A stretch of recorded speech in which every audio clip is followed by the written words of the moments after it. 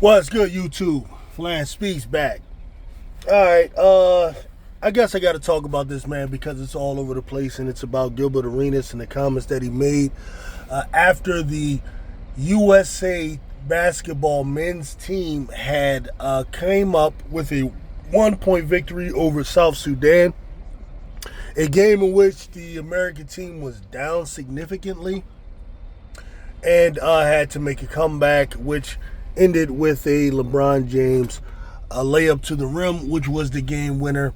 Though it was an exhibition game and not something that was for any medal in particular at this time, many people have talked about it, and some feel concerned over the U.S. team. Personally, I don't have a concern about them winning gold. They better win the damn gold. I'll see that, and I think that, they're just working out some kinks and so on, and they probably took South Sudan lightly, and when you do that, you can get your ass whooped, and I think that's what happened. All right, now, Gilbert Arenas, what he did was he took to making some comments about it, and, he said just some disparaging things about the Sudan, which were really unnecessary. He goes on this tirade about, we almost lost it. I think he said, IE tribe, and then he says, they ain't even got shoes and all this type of stuff. I guess those are the types of things he thinks are funny. And hey, a lot of people don't think it's funny. And then you're living in an age right now where, you have words like xenophobia and all this types of stuff. So I guess I'm looking on online. Ticket TV is about to talk about it. He says people are trying to cancel him. I don't know if it's going that far, but I wouldn't be surprised in this day and age. Yesterday, Dreamers Pro, I think, was the first that I saw who addressed it, and he actually talked about Gilbert Arenas, his comments, and criticizing it. And Gilbert Arenas, it was funny, he actually came onto his live stream. And I think the brother planned on going hard, but he kind of backed up some of his statements. It didn't end up going as hard as well, but he warned him that Dr. Umar Johnson, is going to come for him. All right, first of all, man, listen, that is true. Dr. Umar Johnson, who's a Pan-Africanist from Philadelphia, who I have met before personally, is probably going to come for him. That's his wheelhouse. That's his thing. But I will say this. Listen, Gilbert, he probably never hear this, so I'm not going to address him directly. But Gilbert Arenas has to understand everything isn't a joke.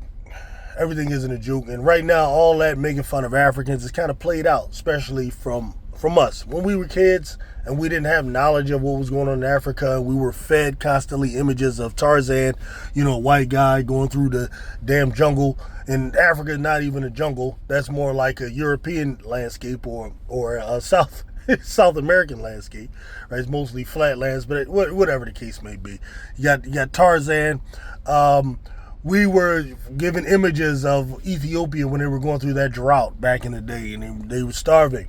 We were given images. We were fed this image of Africa being backwards. All the people were skinny and about to die, and a number of different things like that. So when we were kids, that was kind of common. You make fun of them and so on, right? That's played out though. And Gilbert, at this point, he should know. Right now, it's completely different. You go over to Africa, you'll see some thriving cities, especially in places like Senegal and the Gambia and Ivory Coast. Even in Mali, if you go to Nigeria, some of the big cities there, Lagos and so on, beautiful. Like, I've seen some of these things. I've traveled. Beautiful places, beautiful people, some of the most beautiful women you'll see, all of that. That shit Gilbert Arenas is talking about is played out. Secondly, Gilbert Arenas, bro, when you're talking about the Sudan, now what you're doing is you're attacking one of the great civilizations in the history, especially for melanated people, for black people. That's kind of like a white person now attacking, ancient Rome.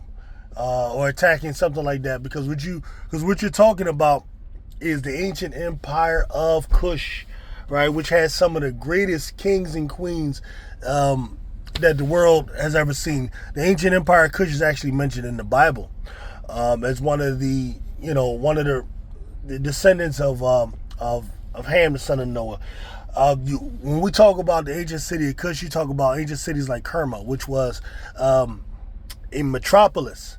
You talk about Meroe, which was a place that people from all over the world used to visit. It was a religious center for people.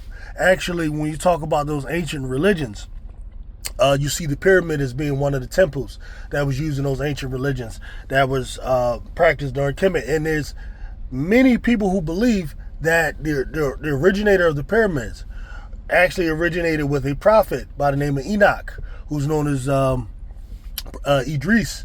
In Islam, he's known as Enoch in the Bible. All right, and he has a whole book in the Bible that you can find in the Kubra, which is a book that is the Ethiopian version of the Bible. All right, because Ethiopian, they have a Bible that's thousands of years old, right? And they have many of their own books in there. They're not necessarily adhering to what was agreed upon at the Council of Nicaea, but whatever the case may be. All right, you're talking about King Taharka, right? Famous king who actually went into ancient Israel and confronted the Assyrians there. Very famous king. You're talking about Espelta, another famous king. Alara, who founded the Napatan dynasty. Talking about Paye, who actually went into ancient Kemet, modern day Egypt, and started the dynasty that they call the Black Kings of Kush, even though Kemet, they were all black, okay, but they distinguished themselves from the Kushites in that way.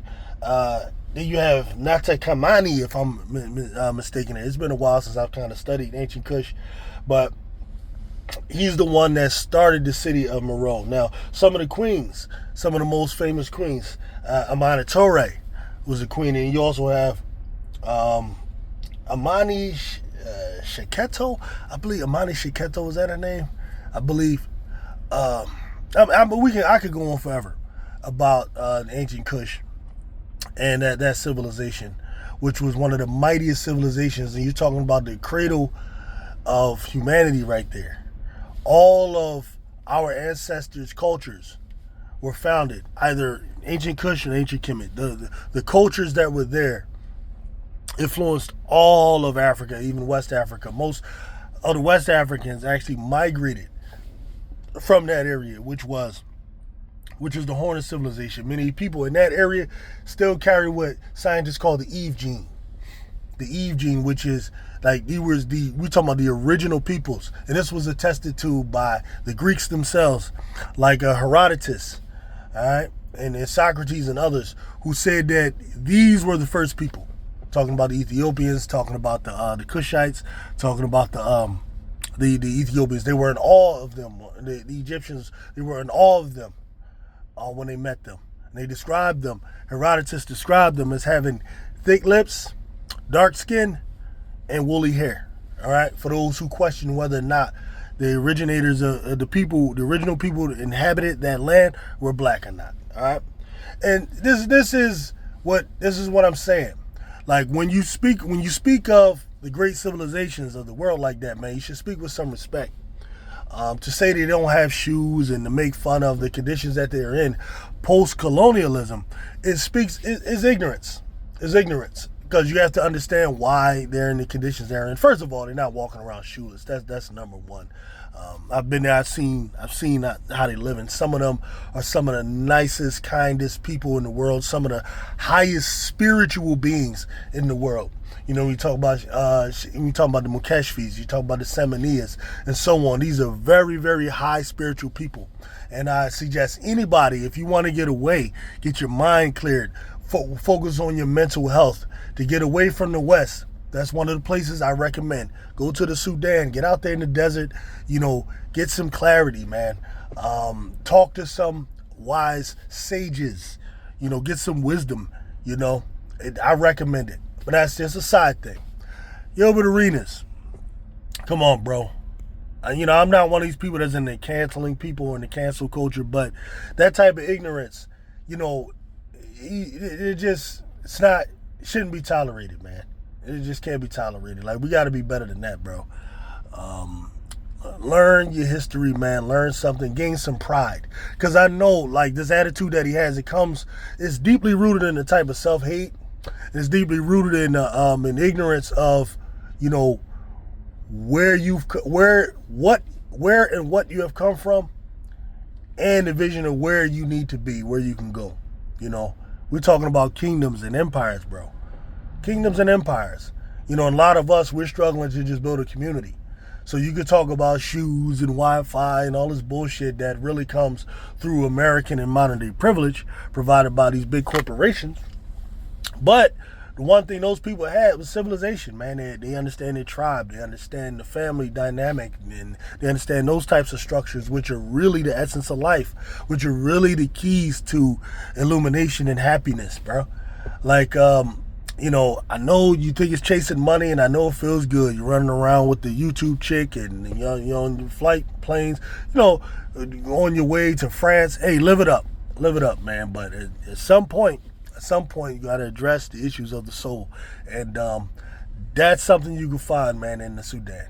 All right, and I know they're going through some political issues right now but most of that stuff is a result of colonization, which came in and left the people in debt. They left them in debt because the colonizers, they come in, they establish institutions, they steal the resources in the land, they put people in charge who represent their interests, who do not represent the interests of the people. So you have people that are not trusting the government.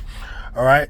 So, and then when colonization comes to an end, as all things come to an end, and the people are able to force them out, what happens is the colonizers then try to destroy the institutions that they built. Right. And then when the people in the land, you know, ask them to not destroy the institutions, what they do is they say, okay, then you have to purchase this from us. You know, they have the nerve to tell them they got to purchase the institutions after stealing their resources to build the institutions. But these are the people you're dealing with. And then what do? They charge that government. They say, we'll leave. However, you owe us this amount of money. And then they add all this interest to it. They make it an amount that they know will take the people of the colonized lands over 100 years to get out of that debt, if ever. And this is what's happening in the Sudan. All right, and this is what's happening in many places over there. And you got to understand that, you know, and have some knowledge and have a little bit more understanding and sensitivity when you make these comments that are insensitive, you know. And then, you know, he's going to get the backlash from it. You know, like I said, I'm not really into canceling, and I'm not saying I wish that happens to him, but I mean, bro, you know, do what you got to do. Come out, apologize, you know, make amends, and you ain't got to worry about it, bro. You know, so that's all I got on it. Peace out.